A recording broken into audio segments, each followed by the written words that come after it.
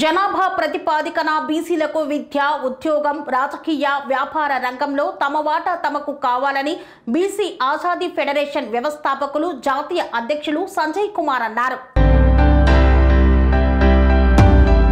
BC జాతీయ federation ఆధ్వర్యంలో రాష్ట్ర వ్యాప్తంగా చేపట్టిన బీసీ మేలుకొలుపు రథయాత్ర గోదావరికని పట్టణానికి చేరుకుంది.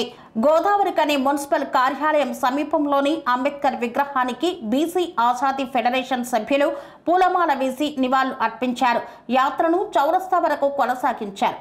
ఈ సందర్భంగా బీసీ ఆజాదీ ఫెడరేషన్ జాతీయ అధ్యక్షులు జక్కన సంజయ్ కుమార్ స్థానిక బీసీ నాయకులు గట్ల రమేష్తో కలిసి మాట్లాడారు.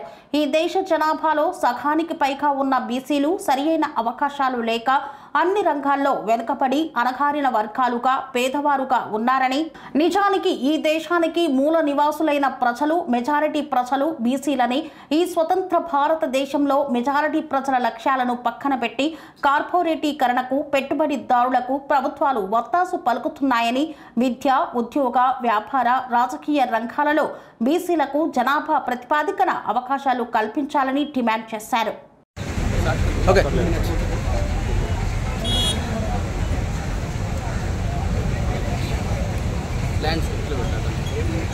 జనాభా ప్రాతిపదికన బీసీలకు విద్యా, ఉద్యోగ, వ్యాపార, రాజకీయ రంగాల్లో మా వాటా మాకు కావాలనేటువంటి నినాదంతో ఇవాళ ఈ యొక్క బీసీ మేల్కొల్పు యాత్ర గోదావరికనికి చేరుకున్నది.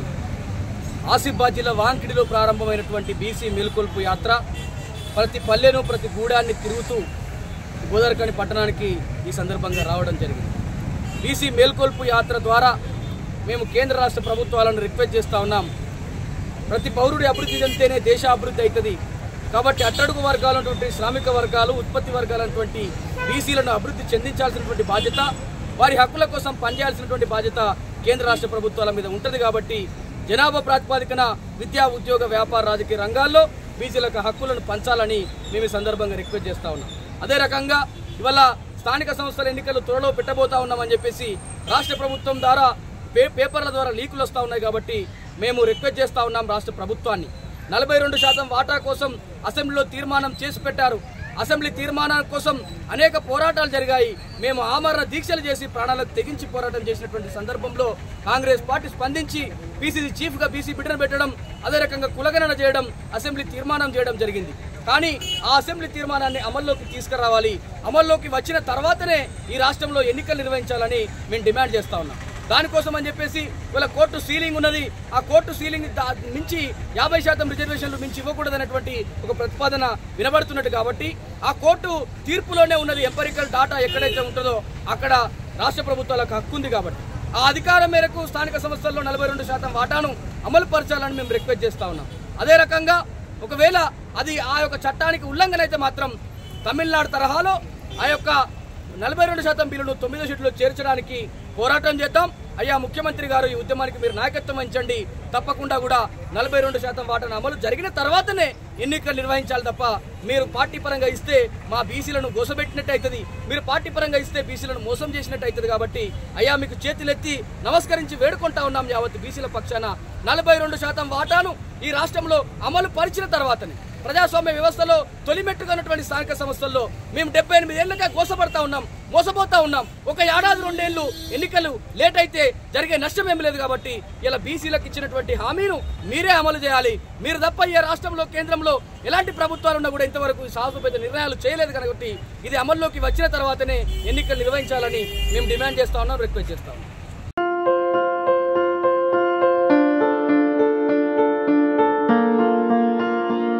సంస్కృతి, సంప్రదాయం, ప్రేమ, ఆప్యాయత, రాజసం ఉట్టిపడే వేడుకలకు అనువైన ప్రదేశం MLN convention hall.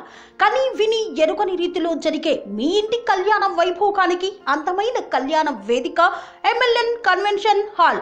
MLN convention hall ప్రత్యేకతలు: సువిశాలమైన wedding halls, centralize AC banquet hall మరియు విశాలమైన డైనింగ్ హాల్, వధువరుల కోసం ప్రత్యేక ఏసీ మరియు నాన్ ఏసీ గదులు, నక్షత్రాల వెలుగులో పచ్చని పచ్చికపై పార్టీల కోసం అనువైన గార్డెన్.